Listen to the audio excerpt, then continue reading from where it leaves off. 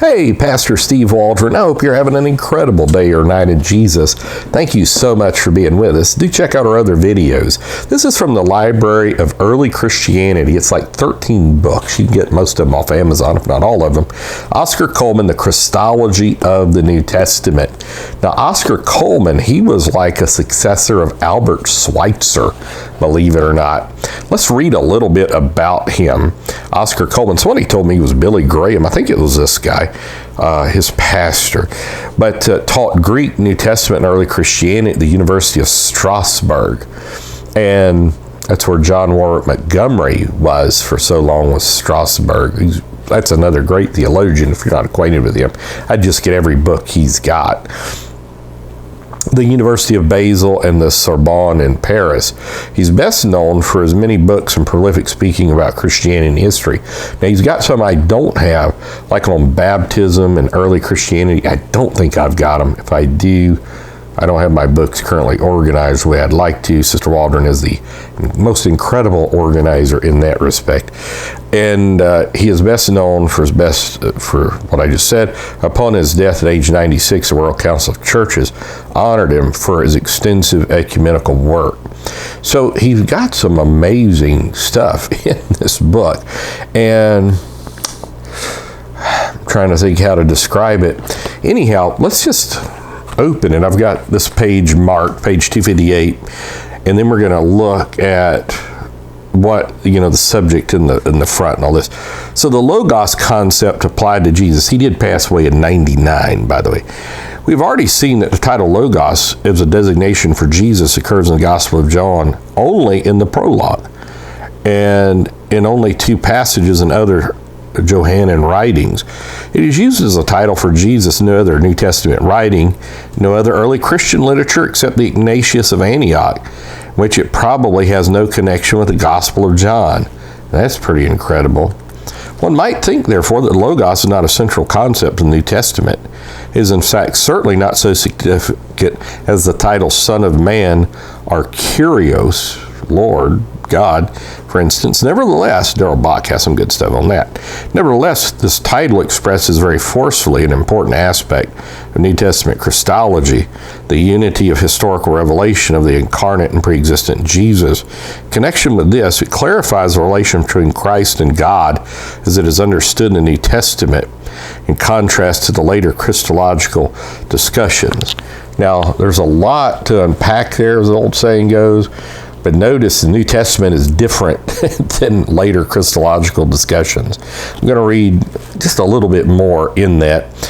As in the case of the important title Kyrios, Jesus was, of course, identified with the Logos only after his death. But while the Kyrios title has its origin in early Christian worship, the Logos designation is without doubt the result of theological reflection, which of course presupposes the experience of the Kyrios in worship, the Lord. Since the Logos title was used more consciously than other titles in connection with extra and pre-Christian parallels, we must reckon more strongly with these parallels here, even though the connection with it remains primarily a formal one. And I would disagree with some of that, but I do enjoy the information that he brings to bear. And so it's got a list of books here too from the Library of Early Christology series, and I would just collect them all, use them for research if you're so inclined. This is from Baylor University Press. So it's translated by Shirley C. Guthrie and Charles A.M. Hall, and it was reprinted in 2018. It was originally written in 1957, translated in English 1959, just to give you some context there. And the English text of the manuscript was reported first prize for 1955 by the Christian Research Foundation. The chapters on the Messiah and the Son of Man were delivered in the present form, first time March 1955, the Zenos Lectures of McCormick Theological Library. And so he thanks the University of Edinburgh, an expression of thanks for the degree of Doctor of Divinity. And so here's the table of contents, which is always good. So the role of Christology in the theological thinking of the first Christians What is the Christological problem in the New Testament, the method to be followed? So Jesus the prophet, I'm going to skip over some of these sub things. Jesus the suffering servant of God, Jesus the high priest, Jesus the Son of God, the designation of Jesus as God, which I think we're going to turn to in just a moment as well, Jesus the Messiah, Jesus the Son of Man, Jesus the Lord, which is extremely important. Kyrios, Jesus in early Christianity, Kyrios, Christos, and the deity of Jesus. Was it Murray? Somebody Murray has a great book on the deity of Jesus. Oh, I've done a review, but it's been many, many years on that. Brother French said it was the best defense of the deity of Jesus. So the Logos in Hellenism, Judaism, the Logos concept applied to Jesus. And then conclusions. And so many of these think that there's a difference of that Jesus gradually became God. Now, Bart Ehrman would say it'd be a post-Christian development.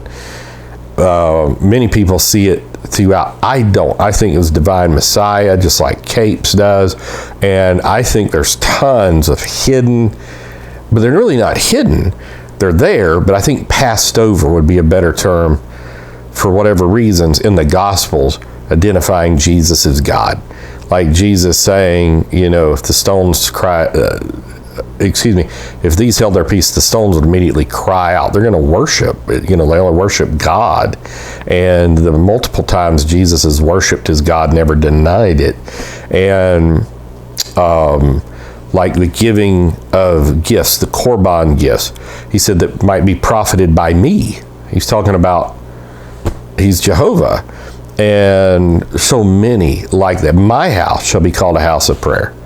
He's saying the temple's my house, so amazing stuff.